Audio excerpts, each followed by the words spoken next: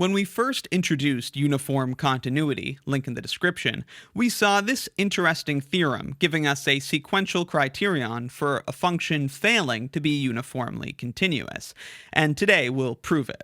This states that a function mapping a to the reals fails to be uniformly continuous on a if and only if there exists some positive number epsilon naught and two sequences xn and yn in the domain, such that the terms of those sequences get arbitrarily close together, but the images of the terms of the sequences maintain some distance between them. And this theorem gives us a nice way to show that a function isn't uniformly continuous on a set without having to resort to the definition. So we'll have to prove both directions, that the lack of uniform continuity implies this sequence stuff, and the other way around. Let's get into it. First, assuming that our function f fails to be uniformly continuous on its domain, negating the definition of uniform continuity, that means there exists a positive number epsilon naught, such that for all delta greater than 0, there exist points in the domain A, say x and y,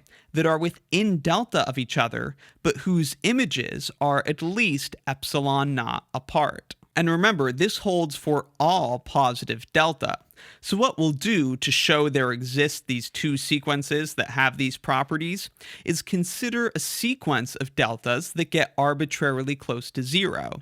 And then for each of those deltas, by definition of not being uniformly continuous, we'll be guaranteed 2 points x and y that are within that particular delta of each other, but whose images are at least epsilon naught apart. That's how we'll construct these sequences. And here that logic is written out, letting delta n equal 1 over n, and thus having a sequence of positive deltas that approach 0.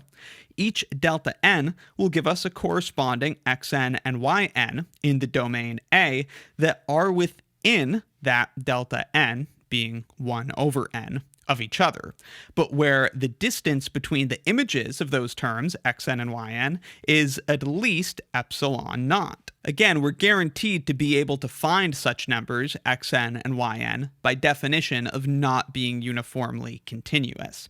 And of course, these sequences, xn and yn, satisfy the statement of the theorem, so we've completed this forward direction. The reverse direction is even easier, assuming that there exists some positive epsilon naught and two sequences in the domain, xn and yn, such that the terms of those sequences get arbitrarily close, but their images maintain some positive distance between each other, then clearly f is not uniformly continuous, because for any delta greater than 0, we could find xn and yn in the domain that are within delta of each other. We could do that because we know that the limit of xn minus yn approaches 0.